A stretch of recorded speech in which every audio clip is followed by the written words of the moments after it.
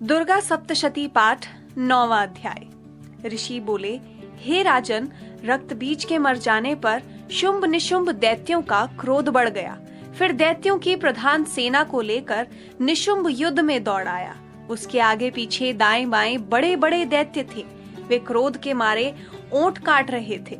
शुंभ भी अपनी सेना के साथ मात्र गणों से लड़कर चंडिका को मार डालने की इच्छा से आ गया। दोनों दैत्य बादलों की तरह बाणों की वर्षा करने लगे। अपने बाणों के समूह से चंडिका ने उनके बाण काट दिए। फिर शस्त्र समूह से उन दैत्यों के अंगों पर प्रहार किया। निशुंभ ने तीखी तलवार तथा चमचमाती ढाल उठा ली। देवी के पराक्रमी वाहन सिंह के सिर पर प्रहार किया।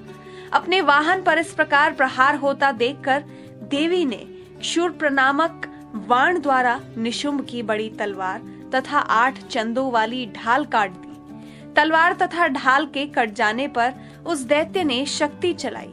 उसे सामने आता देखकर चक्र द्वारा उसके 2 टुकड़े कर डाले।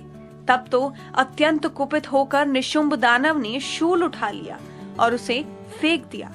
देवी जी ने मुक्के के प्रहार से उसे भी चूर चूर कर दिया। गदा उठाकर फिर चंडिका की ओर फेंका। देवी ने उनको भी त्रिशूल द्वारा काट दिया और वह भस्म हो गई। उसके अनंतर दैत्यराज को फरसा उठाए आता देखकर बाण समूहों से प्रहार कर उसे पृथ्वी पर गिरा दिया। उस भयानक पराक्रमी भाई निशुंभ के इस प्रकार धराशायी होने पर शुंभ क्रोध में भर गया और अंबिका को मारने के लिए सामने आया। वह रथ पर बैठा हुआ था। उसकी बड़ी बड़ी अनुपम 8 भुजाएं थी। उनमें भयंकर शस्त्र शोभायमान थे। उन भुजाओं से सारे आकाश को ढांपकर वह शोभित हो रहा था। उसे इस प्रकार आता देखकर देवी ने शंख बजाया और धनुष की अत्यंत दूसर टंकार की। समस्त दैत्यों के तेज का वध करने वाले घंटे का शब्द करके उससे दिशाओं को भर दिया। तब सिंह ने बड़े बड़े हाथियों के महामद को दूर करने वाली बड़ी भारी गर्जना लगाई। उसके द्वारा आकाश, पृथ्वी एवं 10 दिशाओं गूंज उठी। तब काली ने आकाश में उड़कर पृथ्वी पर दोनों हाथों से ताड़ना की कि उस शब्द से पहले के सभी शब्द मंद पड़ गए। तब शिवदूती ने अमंगल रूप अत्यंत अट्टहास किया। उन शब्दों से दैत्य डर गए। शुंभ के क्रोध का पारा चढ़ गया। फिर जबकि अंबिका ने कहा कि दुरात्म ठहर, तब आकाश में स्थित देवता जय जयकार करने लगे। शुंभ ने पहुंचकर आग बरसाती हुई भयानक शक्ति चलाई।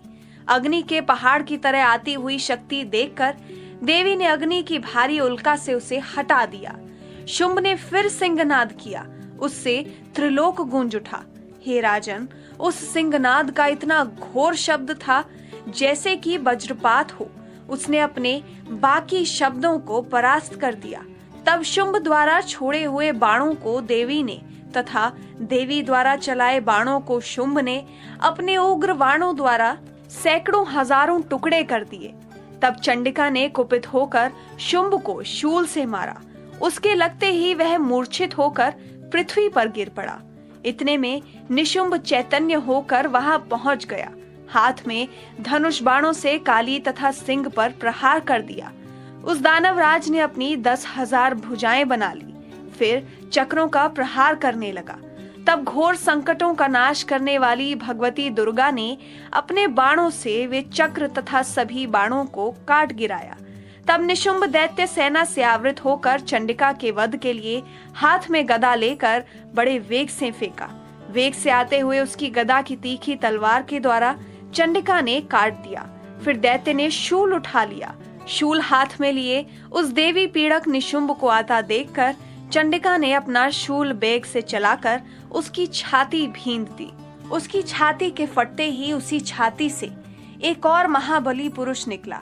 वहीं खड़ी रहे इस प्रकार कहने लगा। उस निकलते हुए पुरुष की बात सुनते ही देवी आवाज करके हंसी और तलवार से उसका सिर काट दिया। वह पृथ्वी पर गिर पड़ा।